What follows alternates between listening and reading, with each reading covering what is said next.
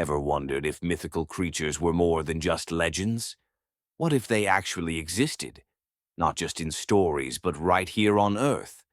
From giant serpents to mysterious lake monsters, today we're diving into 7 mythical creatures that might have been real. Stick around, because by the end of this video, your idea of myth might change forever. Let's get into it. Number 7. Giant serpents. Okay, let's start off strong with giant serpents. You've seen them in ancient texts, in mythologies from around the world. Hindu mythology has Vasuki, the enormous snake coiled around Lord Shiva. Egyptian myths talk about Apep or Apophis, the chaos serpent. Even in Roman legends, there are stories of monstrous snakes. But what if I told you these weren't just stories? Let's talk science. 2 real-life species could very well be the root of those myths: the Titanoboa and Vasuki indicus. The Titanoboa was a prehistoric snake, get this, up to 42 feet long. That's roughly the length of a city bus. And then there's Vasuki indicus, which scientists discovered in modern-day Gujarat, India. It was even bigger, up to 50 feet long, or about the size of 3 stretched limousines. These weren't just big snakes. They were apex predators of their time. They didn't just hunt, they dominated. Their massive size allowed them to squeeze and swallow animals whole. One breath-crushing coil, and dinner was served. Titanoboas lived in what is now South America, while Vasuki indicus roamed the ancient Indian subcontinent. The name Vasuki wasn't just chosen at random. It's a nod to the Hindu mythological serpent, which these massive reptiles eerily resembled.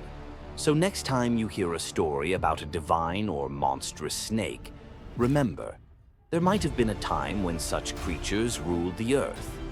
Number 6. The Yeti and Bigfoot. You've definitely heard of the Yeti, that mysterious ape-like creature said to roam the snowy peaks of the Himalayas. In Western culture, its cousin is known as Bigfoot, lurking through the forests of North America. Now, let's be real. People have tried to find these creatures for decades. In 1951, an expedition near Mount Everest even found large footprints in the snow. At first, people were thrilled. Is this the Yeti? But eventually, it was concluded those prints likely belonged to a bear. Still, the myth persisted. In the US, the legend of Bigfoot took off after a grainy video surfaced in 1967, supposedly capturing a large, hairy creature walking upright in the woods. Critics called it fake, but believers, they still hold on to hope. But here's where things get really interesting. Roughly 3.7 million years ago, in the blazing heat of prehistoric Africa, a creature known as Australopithecus roamed the land. These early hominins were bipedal. They walked on 2 feet and looked strikingly similar to what we imagine Yetis or Bigfoots to be. And guess what? Australopithecus is one of our direct ancestors. Their brains were about 1/3 the size of ours today, and they didn't have the tools or language we do. But physically, they were built to survive. So maybe the stories of the Yeti and Bigfoot aren't just fairy tales. Maybe they're distant echoes of a time when creatures like Australopithecus ruled the forests and mountains. Number 5. Unicorns. Yes, we're going there. The unicorn. That graceful one-horned horse you've seen in fairy tales and fantasy movies. Sounds like pure fiction, right? Well, maybe not. The earliest known depictions of unicorn-like creatures actually come from the Indus Valley Civilization, one of the oldest and most advanced societies in ancient India and Pakistan. Archaeologists have found seals showing animals with a single horn on their foreheads. Were they symbolic? Possibly. But here's where it gets even more fascinating. Meet the Elasmotherium, a real prehistoric animal that lived around 40,000 years ago during the Ice Age. It was a giant, one-horned rhinoceros, and it roamed the cold steppes of Eurasia. This beast was massive, with a horn the size of a grown man. And here's the kicker. Rhinos are closely related to horses in evolutionary terms. So, the unicorn myth might actually be a blend of memory, fossil discovery, and imagination. Eventually, climate change and the arrival of modern humans led to their extinction. But for a while, these unicorns were very real and very powerful. Number 4. Cthulhu. You've probably heard the name Cthulhu, the terrifying tentacled monster from the imagination of H.P. Lovecraft. First introduced in 1928, Cthulhu quickly became a modern myth, embodying cosmic horror and the unknown lurking deep beneath the sea. But here's the question. Where did Lovecraft get the idea? Turns out nature had already invented Cthulhu millions of years before humans were even around. Back in the Cretaceous period, there was a group of deep-sea creatures known as cephalopods, and one of the most fearsome among them was a giant called Tusoteuthis. This ancient marine predator was up to 40 feet long, roughly the length of 2 adult giraffes laid end to end. And it wasn't just big, it was smart, fast, and had tentacles strong enough to overpower other ocean beasts, including small dinosaurs that got too close to the water. These creatures ruled the oceans until the mass extinction event that wiped out the dinosaurs about 66 million years ago. After that, they disappeared. But their legend, perhaps, inspired new ones. Lovecraft might not have known about Tusoteuthis specifically, but it's no stretch to think that ancient fossils or stories passed down through generations could have planted the seed for his chilling creation. Number 3. Dragons. You've seen them in movies, books, TV shows, massive winged beasts that breathe fire and guard treasure.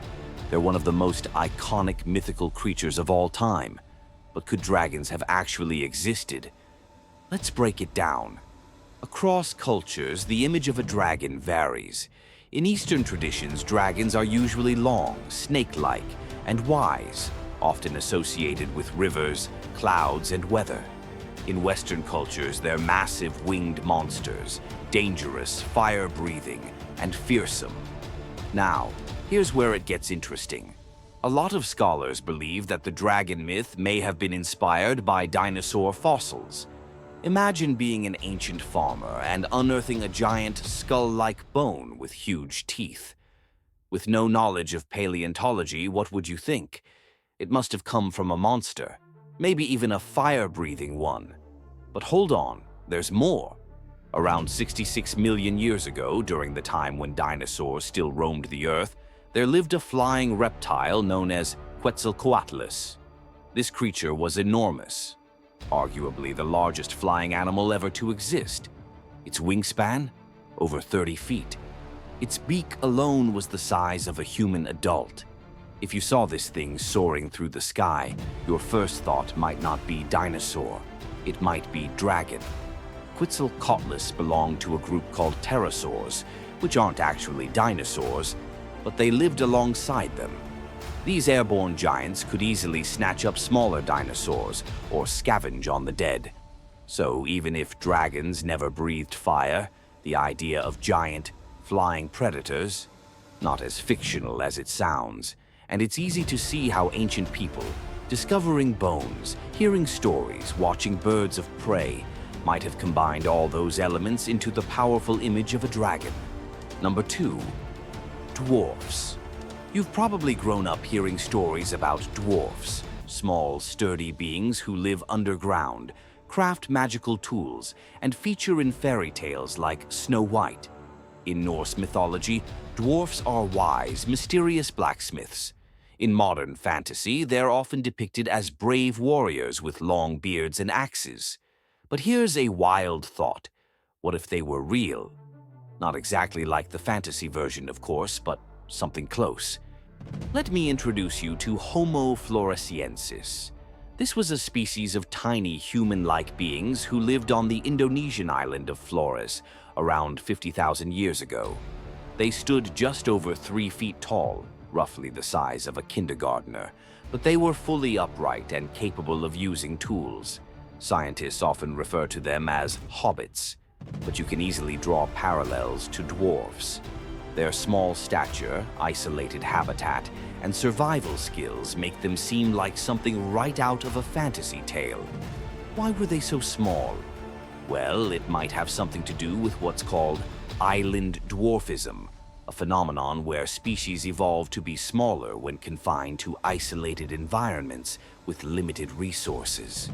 In this case, Floor's Island may have acted like a natural pressure cooker for evolution.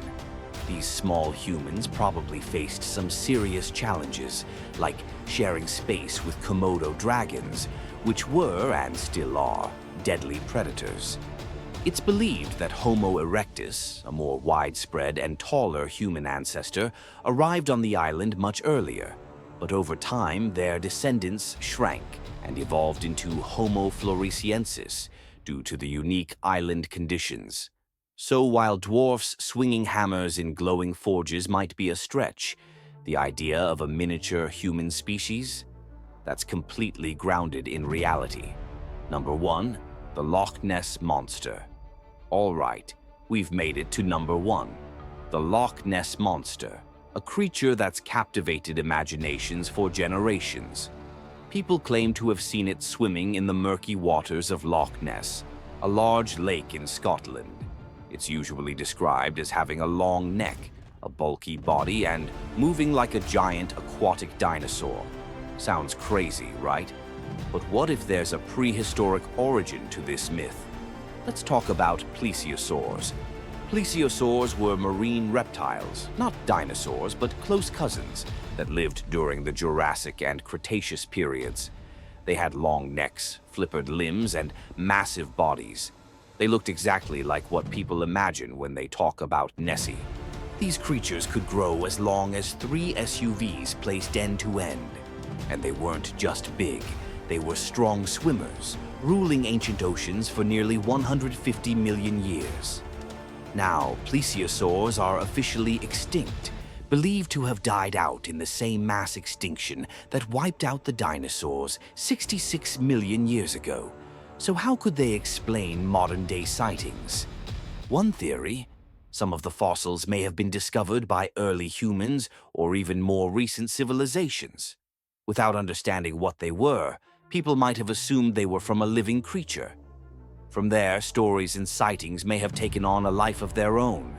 Others suggest that the sightings could be misidentified animals, large fish, floating logs, even swimming deer. But despite decades of sonar sweeps, dives, and investigations, no definitive proof has ever been found. Still, it's intriguing that for over 1,500 years, people have claimed to see something strange in that Scottish lake. Coincidence?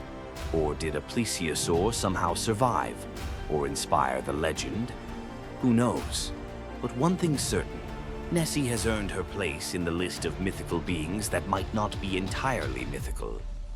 So, we've walked through ancient serpents, icy giants, unicorns, dragons, and sea monsters, and uncovered some astonishing links between myth and reality.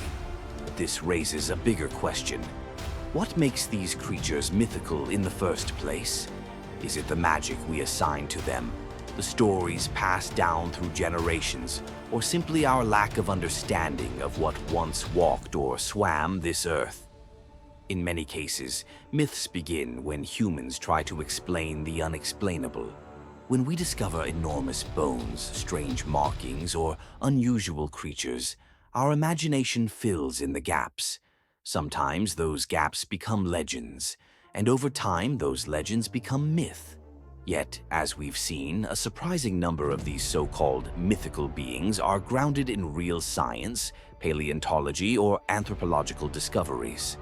That blur between myth and reality, it's not just fascinating, it's a reminder that our world was once wilder, more mysterious, and more dangerous than we can even imagine today. Let's take a quick recap. Giant serpents like Titanoboa and Vasuki indicus weren't just fantasy. They were apex predators that inspired ancient legends. The Yeti and Bigfoot may have roots in our own human ancestors like Australopithecus. The myth of the unicorn lines up surprisingly well with the giant-horned Elasmotherium, a real Ice Age beast. Lovecraft's Cthulhu might not be far off from terrifying sea predators like Tusoteuthis. Dragons might have been inspired by both dinosaur fossils and actual flying reptiles like Quetzalcoatlus. The idea of dwarfs, not that far from Homo floresiensis, real miniature humans with real challenges. And the Loch Ness monster may have been born from tales of plesiosaurs, ancient marine reptiles whose shape matches the description perfectly. Pretty wild, right? But here's the real takeaway. These stories, whether drawn from fossils, ancient sightings, or pure imagination, tell us something deeper about ourselves. They reveal our desire to connect with the past, to find patterns, to make sense of the unknown. They remind us that every myth hides a kernel of truth, and sometimes that truth is stranger than fiction. In fact, some researchers believe that myths function like cultural memory. They preserve knowledge wrapped in mystery and symbolism that otherwise might have been lost. Think about it. Early civilizations didn't have science textbooks or paleontology, but they did have stories, symbols, and rituals. Through those, they passed down warnings, wonders, and wisdom about the world around them. And sometimes those stories survive long enough to be validated by modern discoveries. Now, if you're into mythology, anthropology, or ancient history, you've probably felt this too. That spark when myth and fact suddenly connect. That aha moment when you realize the serpent god, the sky dragon, or the sea beast wasn't just a fable, but possibly a memory, buried deep in time. So here's something to consider. If these mythical creatures once roamed the earth, giant snakes, massive flying beasts, unicorn-like animals, what other legends might be real? What other ancient stories might be coded, accounts of real events, real creatures, or real experiences? Maybe the line between mythology and history isn't a line at all. Maybe it's a spectrum. And maybe, just maybe, every time we dismiss a story as just a myth, we're turning away from a deeper truth waiting to be rediscovered. So, what do you think? Which of these creatures blew your mind the most? Do you believe more mythical beings once existed? And if so, which ones? Drop your thoughts in the comments. I'd love to hear your theories. And hey, if you enjoyed this video, do me a favor. Hit that like button, subscribe to the channel, and turn on the bell icon so you don't miss our next deep dive into the legends and mysteries of the past. Also, if you're hungry for more content like this, myths with real historical roots, ancient symbols decoded, forgotten legends revisited, check out the other videos on the channel. You'll find everything from hidden gods of ancient Egypt to the real beasts behind fantasy creatures. Thanks for watching, and remember, every myth started somewhere. Sometimes all it takes is one clue, one fossil, one ancient symbol to uncover a truth more powerful than fiction. Until next time, stay curious, stay questioning, and never stop exploring. Take care, and see you in the next video.